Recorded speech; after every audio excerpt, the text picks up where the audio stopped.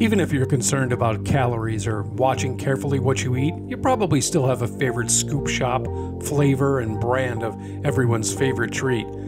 From a small sundae to a boat-shaped banana split, there's always room for dessert. This is All Request History. If you're curious about the history of anything, hit the subscribe button, let us know in the comments, and you could be the next All Request History. Thanks this time to Ronnie Diptop for requesting the history of ice cream. Ice cream's history dates back as far as 2000 BC. Persian and Roman emperors enjoyed variations made with vermicelli noodles, rose petals, and ice, known as faloodeh. In China, servants regularly made chopped ice desserts for royals, made with rice or milk and flavored with fruit or honey. This mixture was made on a regular basis, and the first to use rock salt to make a thicker consistency, so China seems to be credited as the creators of ice cream. 14th century Italians began working with this mixture. You've heard of Italian ice and gelato? In Sicily, they made granita.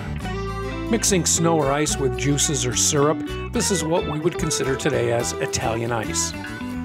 Years later in Naples, they began to add milk and cream. This changed the mixture, the consistency, and the flavor, and it was called gelato. Meanwhile, a popular drink made in the Middle East was a frozen juice sweetened with fruits, herbs, and flower extract, like flowers, not flour. The Arabic word for drink is shariba. This concoction eventually became sherbet. In England, the frozen indulgence known as ice cream was only served to King Charles and royals. And then when the colonists broke free from the crown, ice cream made its way to the colonies, still reserved for the elite, with flavors like vanilla, chocolate, and strawberry emerging. As the U.S. became an industrial leader, the average man could now get ice cream regularly. The invention of the hand crank machine brought ice cream into the average home. In 1851, Jacob Fussell opened the first ice cream factory in the U.S. in Baltimore, Maryland, making the product commercially available. And soon, ice cream parlors were popping up in many towns throughout the states. Here they created delicious variations of flavors and toppings like the root beer float, the blended shake-style drink, and the ice cream sundae.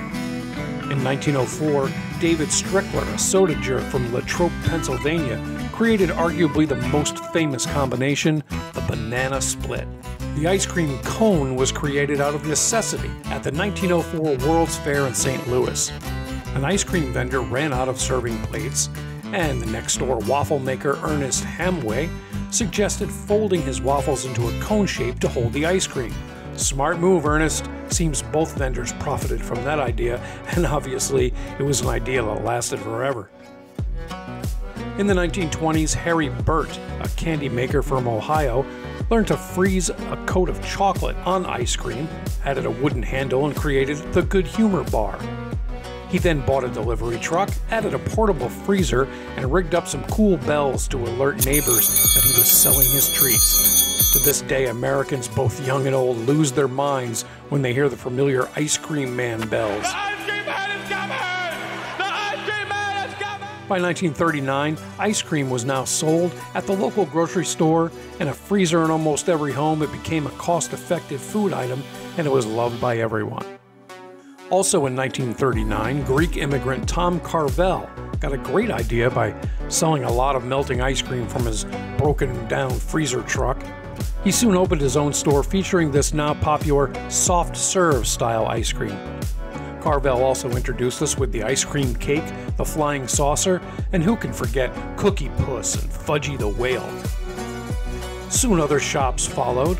Dairy Queen opened in Joliet, Illinois in 1940.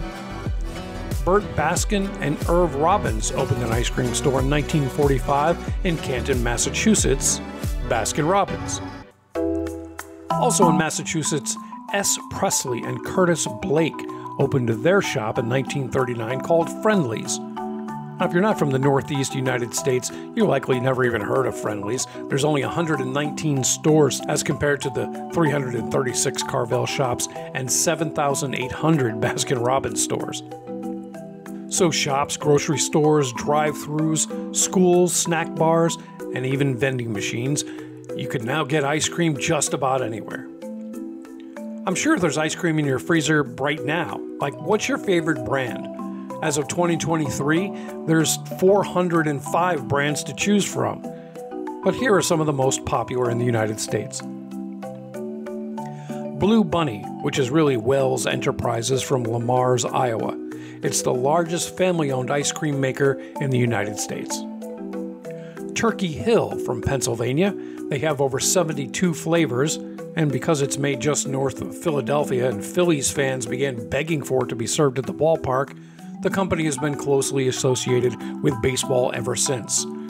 They're the official ice cream brand for the Philadelphia Phillies, but also the New York Yankees and the Pittsburgh Steelers. Breyers, owned by Unilever, and manufactured in Englewood Cliffs, New Jersey. Now be careful here, many of their products are not ice cream at all. Look carefully at the label. If it reads frozen dairy dessert, it's not ice cream. Regardless, they're still a top grocery seller. Bluebell from Brenham, Texas. Found mostly in the U.S. South, it does far outsell every state it's available in. In fact, in its home state of Texas, it has 52% of the grocery ice cream market. Haagen-Dazs is considered a premium ice cream, and its Dutch-sounding name was conceived by its founders, Rose and Ruben Mattis, to make people think it's a fancy imported product. But really, they're from Minneapolis, Minnesota. And the number one selling brand of ice cream in the U.S. has a reported $910 billion in profit in 2022 and is the largest manufacturer of ice cream in the world. Ben Cohen and Jerry Greenfield responded to a $5 correspondence course on ice cream making from Penn State University, who to this day has its own ice creamery on campus and is considered the world authority of ice cream. Ben and Jerry renovated a gas station in 1978 to serve their own brand of ice cream called a scoop shop. You've likely tried at least one of their eclectic flavors like Cherry Garcia, the Tonight Dough, Fish Food, and Chunky Monkey. So sit down and gorge after a breakup.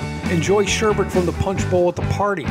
Head for a scoop shop on a hot summer night, or just enjoy some dessert at home.